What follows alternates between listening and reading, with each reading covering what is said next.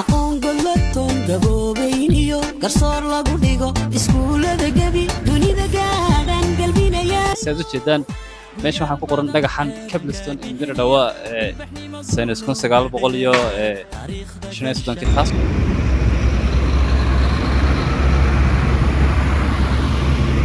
feeling actually. I'm super happy because I was just in so many up and downs. markaan dadka isjecel baa loogu talagalay faraawanadan جعلكي dadka isjecel miyaa تستمع dadka isjecel love لوفكي جعلكي بعدي صاحبتي سوان كوسيني هادي هاديني بسال assalaamu calaykum waraxmatullahi wabarakaatu saaxiib yaal soo dhawaada meel kasta oo aad dunida daafeed ka joogtaan waxaan ku sugannahay magaalada Diridhaba oo ku taala dhulka Itoobiya magaaladan Diridhaba oo waxyaabo badan caan ku ah ayaan muuqaal ka soo diyaarin doonaa saaxiib yaal magaaladan waxyaabaha caan ku tahay waxaa ka mid ah jaamacadda Diridhaba oo ah mid ka mid ah jaamacadaha guunka ee ku yaala Itoobiya iyo sidoo kale taalooyin cajiib ah cuntooyinka ay khaas u tahay muuqaal aad iyo aad u cajiiba ayaan ka soo diyaarin doonaa magaalada Diridhaba fadlan haddii tahay markii ku guuraysaa soo boqotay kanaalkan subscribe saar saaxiibada la wadaag aqoon golaton gaboobayniyo garsoor lagu dhigo iskuulada gabi dunida gaadhan galbinayayo guyaal badan xeeranka gixiniyo ilbaxnimo guulu gadhay heer sare saaxiib yaal waxaan maraynaa mid ka mid ah wadooyinka magaalada Diridhaba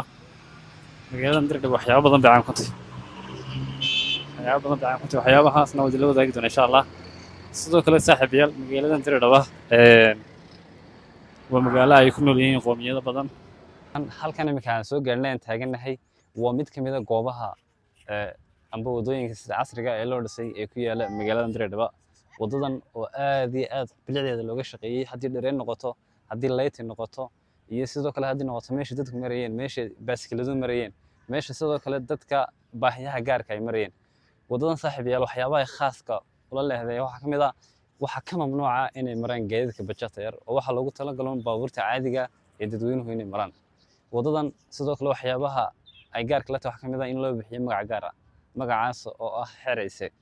wadadan guyaal badan xeeranka gixiniyo ilbaxnimo guulu gadhay heer sare taariikhda gashan galbinayayo saaxiib yaal garabkayga waxaa taagan mid ka mid ah dhalinyarada reer Diridhaba ninkan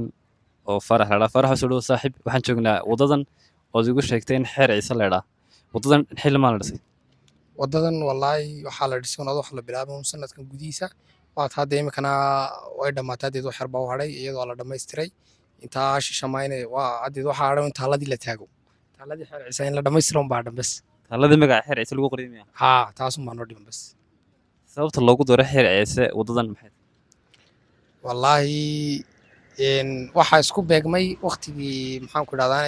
la aqoonsaday xeer ciise iyo leese iyo waqtigii wadadan la bilaabay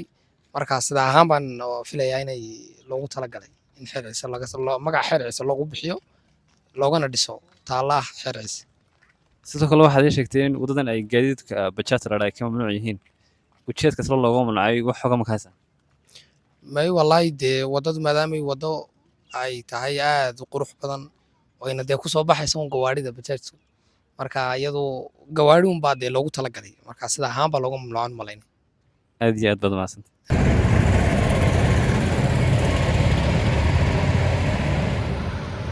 saaxiib yaal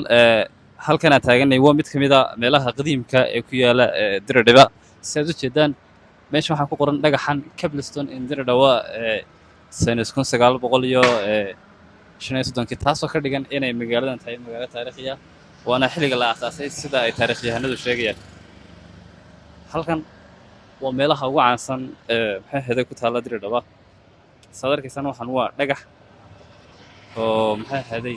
taariikh badan ku leh magaaladan Diridhaba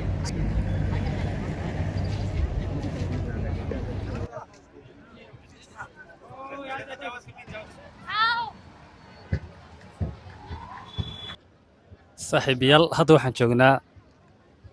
jaamacadda qadiimka ee Diridhaba ee ku taala magaalada Diridhaba jaamacaddan oo xilligan ku soo aadanay ay tahay xilliga ay ardayda sanadku ay ka qalan jebinayaan ayaan hadda ku sugannahay waana mid ka mid ah jaamacadaha Itoobiya ugu qadiimisan ee ardayda Soomaaliyeedna waxbarashada ay u soo doontaan Words can't express my feeling actually. I'm super happy because I was just in so many up and downs, and it's difficult just to describe my feeling right now. Just I want to say thanks to many people who helped me to achieve this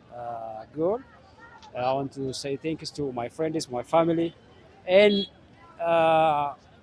most of all to Allah. Alhamdulillah Rabbil Alamin. Just it's good just to get graduated.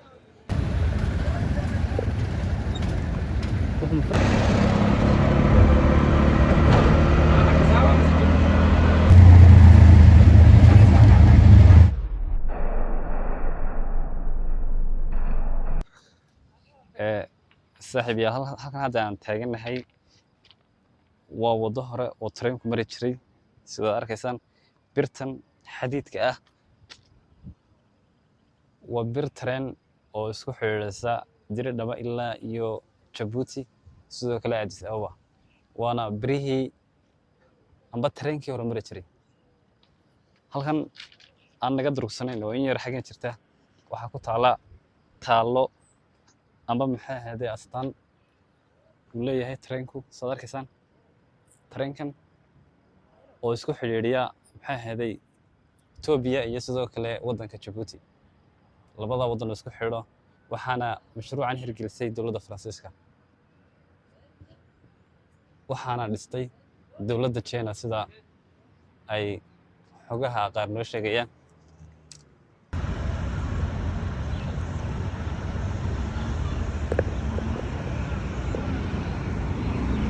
saaxiib yaal hadda waxaan taaganahay faras magaalada Diridhaba halkan oo ay ku taalo magaaladan ay caan ku tahay taaladan iminka hadda aad dhabarkayga aad u jeedaa waa mid ka mid ah taalooyinka ay gaarka u leedahay maxay ahayd Diridhaba taaladan oo tilmaamaysa in reer Diridhaba ay taariikh ahaan meel fog ka soo jeedaan oo sheegaysa maxay ahayd in berigii hore gaadiidkooda rasmiga ay kuwan ahaayeen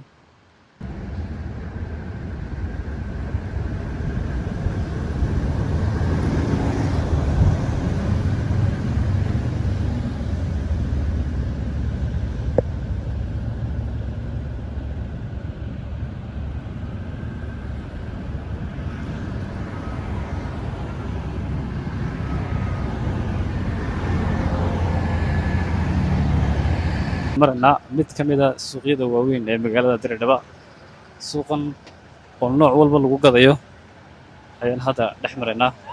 waana mid ka mid ah suuqyada magaalada Diridhaba ugu waaweyn calanka walaalahay waxa weeyaan wuxuu yidhi waa boqol birka Itoobiya buu leeyahay calanka Jabuuti Somaliland ma kale laakiin Diridhaba aniga geli waayay